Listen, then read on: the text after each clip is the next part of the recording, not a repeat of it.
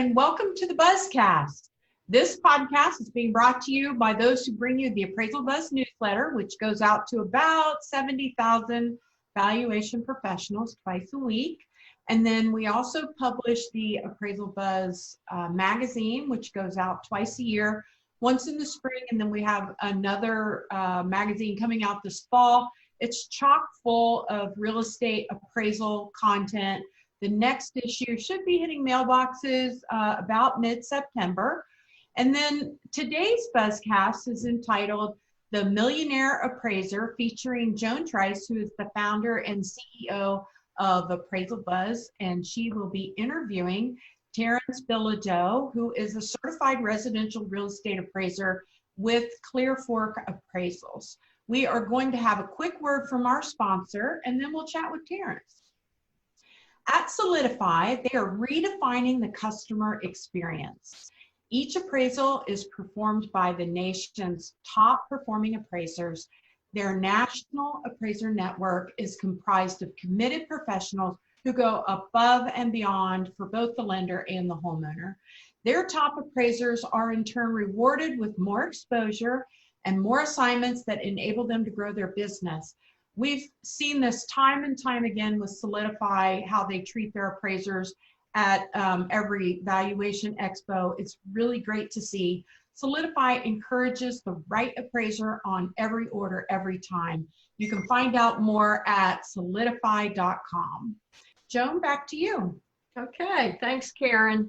And just to clarify, I'm not the millionaire appraiser here on the screen. It's my friend over here, Terrence Bilodeau, who is or has earned that moniker. And Terrence, I found you obviously by way of a CNBC video. And as we spoke previously, I'm a CNBC junkie, and so are you. So let's start out with just give us a little background on how you actually came to be interviewed by CNBC. Well, I watch CNBC Millennial Money on YouTube, and including with that is an article. And every article they write a little bit more about the story they're doing. And then they also ask you if you're interested in writing into us and telling us about your story, then maybe we'll consider coming out and interviewing you. So they were asking for people specifically in Texas in this one article that I read. And I live in Fort Worth, Texas, so I wrote them about how I got to where I am as an appraiser and kind of my life story. And that's kind of what they were interested in, because I started off in like kind of a precarious position financially because I grew up kind of poor. And I think they liked that. And the fact that I was an appraiser and I own a lot of real estate. A lot of young people right now, they want to get into house hacking, or they want to get into Airbnb ownership, or all these different ways for people to monetize real estate. And so they thought, this is a good story. So we had a few phone call interviews, and then they came out and interviewed me in person. It took about a day, and they did it in January, and they didn't really air it until like 6 months later. I think they waited because I made comments like cash is trash, and then the stock market collapsed and everybody felt really poor. I think they waited for everything to kind of come back. Right, now that makes sense. Well, let's cover this a little bit chronologically. So tell us about your early childhood and what is it that motivated you and gave you the drive and ambition to actually execute on these goals that you set for yourself? I think like most kids that grow up without a whole lot is they don't have a lot of control over their environment. And so you kind of have a desire to get control of it. And one way to do that is to earn more income, because that's like the primary thing that's causing your, discomfort when when you don't have a very good income. And we lived in a really bad area of town where I always heard sirens going off, and I found a gun across the street, and there were homeless people walking around. It wasn't like a very good area. We saw like there were grain silos and train tracks nearby, like a train switching station. So there was all this external obsolescence nearby.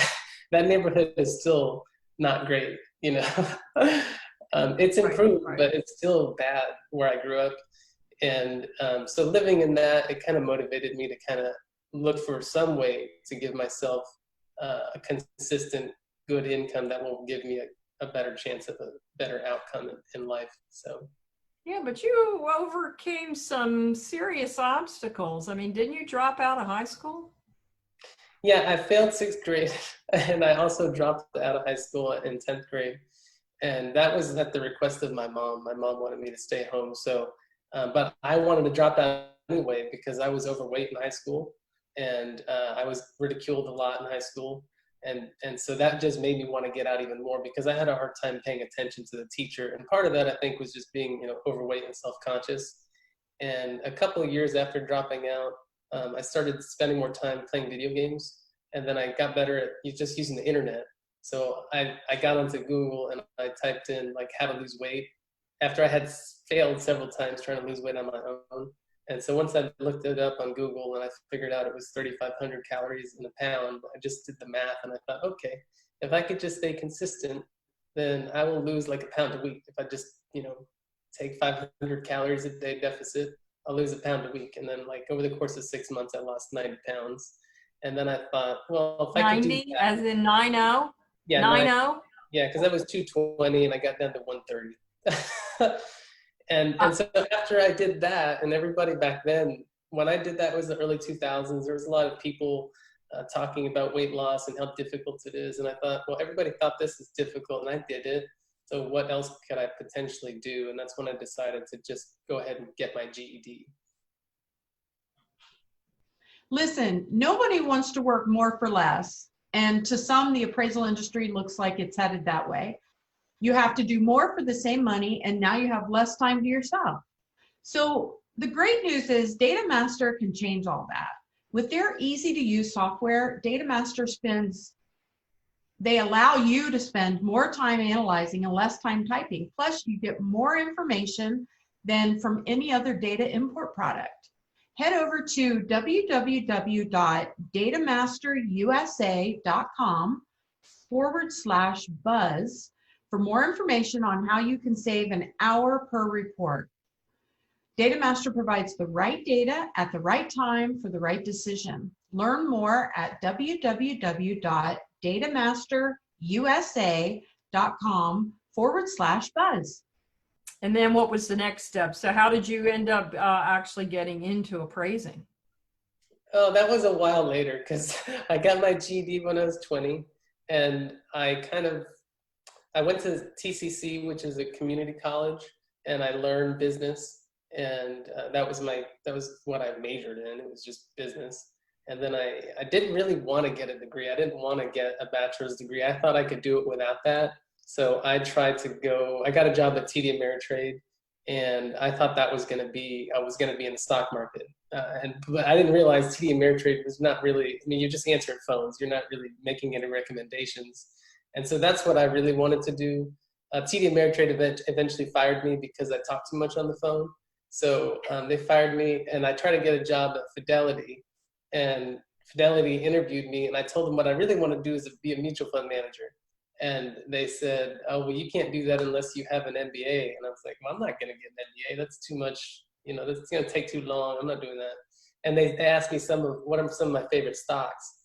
And back then I told them like Amazon and Google and all these stocks that have gone up a lot now. So they could have, but anybody I think could have picked those. Those stocks have been winning for years. So anyway, I didn't. So they missed their chance, Terrence. No, I'm good at picking stocks as well as picking, or valuing homes. I could do either one, and I enjoy both. So I ended up getting a degree in marketing, and then when I finished my degree, there weren't any jobs in marketing that were available in the area that I wanted to do search engine optimization, and there weren't any jobs for that around here except for one place. It was called Range Online Media. And they interviewed me twice, and I thought maybe there's a chance I'm going to get a job here, and they didn't choose me. And then my friend said, well, you can be an appraiser if you want, I'll train you. So I trained with him, and a couple of years later, I actually appraised the HR manager who interviewed me. I appraised her house, and I was like, it's okay, you didn't hire me because things worked out for me. So, a great story. That's a great story. So the world is very small too. It gets smaller, especially when you're an appraiser going to all these different people's homes. You meet a lot of different people. Right.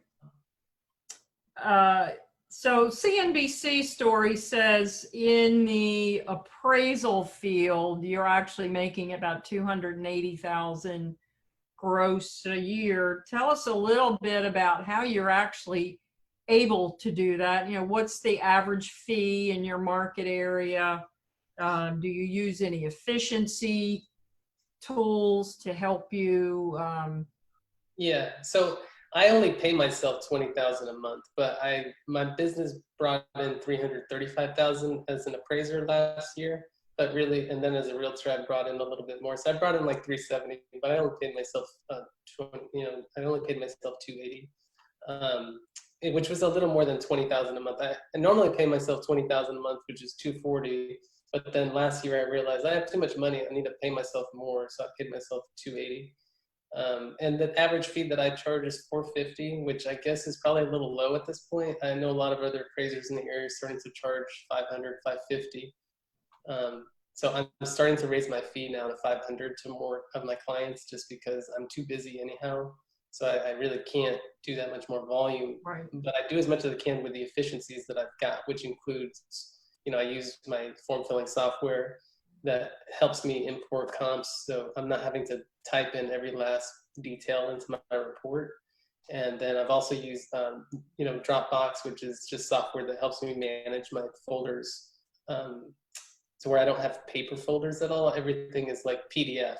So if I get a contract, an order, and architectural plans, all that, we'll just go into a PDF format into a file folder, and I'll have the work files on the internet basically, and they're always available to me. I can get them on my phone, or I can get them on my computer, and it just makes it a little bit easier to keep track of all the paperwork. So you're essentially a paperless office. So it sounds to me like we're covering just about every webinar topic, all from this one-man operation. But in order to be that efficient, you're also working a tremendous amount of hours a week. I mean, do you do that by yourself? Do you have assistants or? No, I don't have an assistant. I've thought about it, but I kind of feel bad paying them very little. and it doesn't make sense, because there's some seasonality here and there where I feel like they're just sitting there doing nothing. And there's other times of the year where maybe they're able to help me a little bit, but I just feel better just doing it by myself. And right. I've thought about it, but I don't have any. I have trained trainees in the past. I've trained 3 people. But every time I find that I train somebody, they don't really become efficient until they're ready to leave. And then like right as they leave, that's when they're efficient. And then they, just go off on their own, which is, I find training people more like charity, which is okay, because at some point you have to give back. Somebody gave to me the opportunity to become an appraiser. So I've given that to 3 other people at this point. And, you have to understand at some point. So you'll be doing that again judiciously in the future. Yeah, I'm not going to train everybody, because I do have a lot of people asking me to train them, but I can't train. You can only train 3 people at once. So I'm probably going to take on 1 trainee later this year. Yeah, and now that you've achieved rock star status, I'm sure that your phone is ringing off the hook with everybody wants to know your secrets, I'm sure. Yeah, a lot of people on Instagram and Facebook and these different platforms will reach out to me and call me or email me, including some appraisers. Some appraisers just say, "Hey, that's really cool what you're doing. You're me like 30 years ago." Tell me how to do it. Yeah. Well, not all. Some of them already know. Some of them have asked, and I have given them feedback, and I've told them, here's what you could do to maybe improve your business. Like if you're not busy enough, or here's how to make yourself more efficient if you're already bottlenecked. Because I've had some people tell me they can only do like 40 appraisals a month or 30 appraisals a month, and I could tell them, well, there's potential you could do more, but you have to be willing to work a little bit more, and also include some more of these products that help you become more efficient. Well, I also recall one of the things that you told me that I thought was rather striking was that your relationship with local realtors. You're actually consider them allies, and it sounds like you've made yourself known to local realtors, and you go out, you speak to their offices from time to time. Tell us a little bit about that. I've done a lot of speaking with people about the appraisal process so that the realtors understand the process, because I'm a realtor and an appraiser. So I've dealt with low appraisals as a realtor and then combating them. And the best way to stop that from happening to, from the beginning, especially if you've got a property that's really unique. And in this market, sometimes they'll send an appraiser from an area that's really not, they're coming from Plano or McKinney, and they're coming to Fort Worth or Weatherford, and they don't really understand these cities compared to where they're from. And they may miss some comps. And so or they may miss the fact that there's some unique amenities that my subject has, and they don't really find the contributory value that easily, or they overlook it, or they don't make the adjustment high enough because they didn't find the right data, or they just think they have like a set adjustment in their mind of what they're used to adjusting. And so I try to find comps for them ahead of time, and I teach other agents how to do that, how to select better comps and the appraisal process and when to do an appraisal rebuttal and all that kind of stuff. And so they just like hearing from an appraiser, because they have a lot of questions for appraisers, and I'll go in and I'll talk for an hour. And a lot of it is just Q&A, where people asking questions and everybody learns at once. And I'll have anywhere from, the first time I did it, I had 10 people. And the last time I did it, I had 60 people. And I'll do it with title companies or with, local brokerage, places. What would you say to the appraiser who's somewhat timid and intimidated by speaking to groups? You had some issues with that, so share how you overcame it. Yeah, so when I was young, I used to just start crying if I had to do any kind of public speaking. I remember when I was like in 5th grade, I had to do a story on Paul Revere, and I just locked up and completely, like, my mind just went blank, and I started crying. I remember in 5th grade. But I got over it later because I took in college, I took some public speaking classes, and then also I started off with smaller brokerages. So I would find like a boutique brokerage that maybe only has a small attendance in their morning sessions, but maybe they've got like 10 or 12 people, and they'll do like a breakfast, and I'll just go in and, I'll actually pay for the breakfast sometimes if I'm just looking to get my foot in the door. And then I'll do a little talk about the appraisal process and talk to them and any questions that they may have. And then that'll give you a little bit of interactivity with a smaller group. And then over time, you'll get used to talking to bigger and bigger groups. That makes perfectly good sense. It sounds like a really good plan. So if you're putting in 75 hours a week, obviously efficiency is so what do you do to make yourself efficient? I give myself a quota, like a key performance indicator. Most business industries have like a KPI. And for me, it's like, I want to do 5 actions a day. So either write 5 reports or look at 5 houses, or maybe look at 3 houses and write 2 reports. If I'm always doing 5 a day, then I'll have 65 appraisals a month at least. And there's some months where I'll do 80 appraisals in a month, or I've done 100 one month, but I don't like doing that many. That's like too much. And so if there are some days where I'll look at I can look at 10 houses in a day, and then I'm like, oh, that's 2 days worth of efficiency in one day. And so then I try to stay ahead as much as I can, but always doing at least 5 things a day. So what's the biggest time suck that from time to time takes you off your goal? Well, there's a combination of things. Sometimes I'll accept an assignment that I shouldn't have taken just because, like, I don't like doing, for example, multifamily. Like a 1025 form is just a little different, and the form filling software is good, but not maybe as good for 1025. And so doing something that's atypical will sometimes be a little bit of a hurdle, which will kind of slow me down. So I try not to accept those when I can. But then also just revision requests, talking to people on the phone, because I have a lot of people that will call me. And I always answer my phone just because I think it makes it a little bit easier for the appraisal desk to communicate, because they tend to want to call you, and I just will answer the phone. And over time, I've built relationships with the appraisal desk at a lot of different companies, and that helps too, because they know who I am, and they like working with me when they know that they can get a hold of me. So I always answer my phone. So if you had some just general principles and concepts to share with the appraisal community on how to make your business successful, what would you tell that appraiser just getting started? If somebody's just getting started, I would make sure that you really learn the content.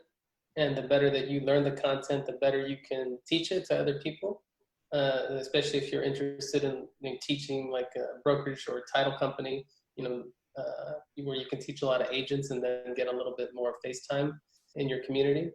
And then after that, I would say learn about efficiency. And then after you're really efficient and you start getting more clients, I would say just be nice to the clients that you have and make sure that they know that you appreciate the work they're giving you.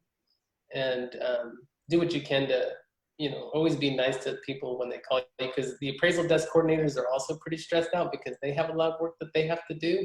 And there are so many appraisers that treat them poorly, that from what I've heard from other appraisal desk people, that they appreciate it when somebody is nice to them on the phone and they don't expect that.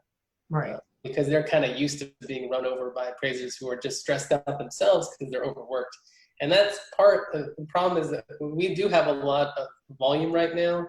And some appraisers maybe don't have the capacity to do as much work as they would like to do, but they try to take it anyway, and then they get behind, and then they're stressed out.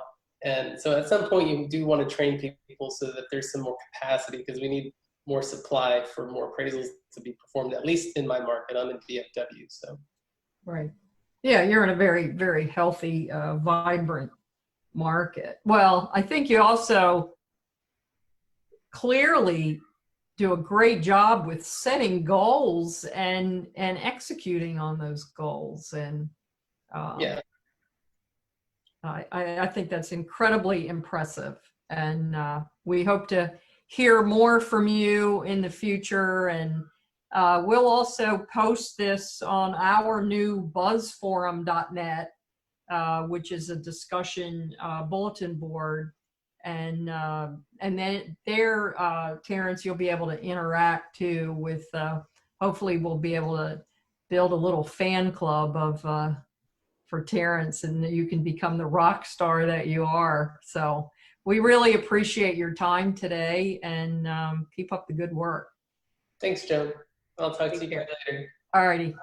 Bye. Bye-bye. And here's a message from Metro West Appraisal Company. For our listeners, if you've grown frustrated with endlessly pursuing new appraisal work and not reaping any of the benefits, Metro West is here to help. They understand and they work to alleviate the pain points commonly felt by appraisers to enable personal and financial growth for their staff. After all, they've been owned and operated by appraisers since the company opened in 1987. Metro West Appraisal is an equal opportunity employer, and they're always looking for certified residential real estate appraisers to join their team. You can find out more at www.metrowestappr.com. Check them out.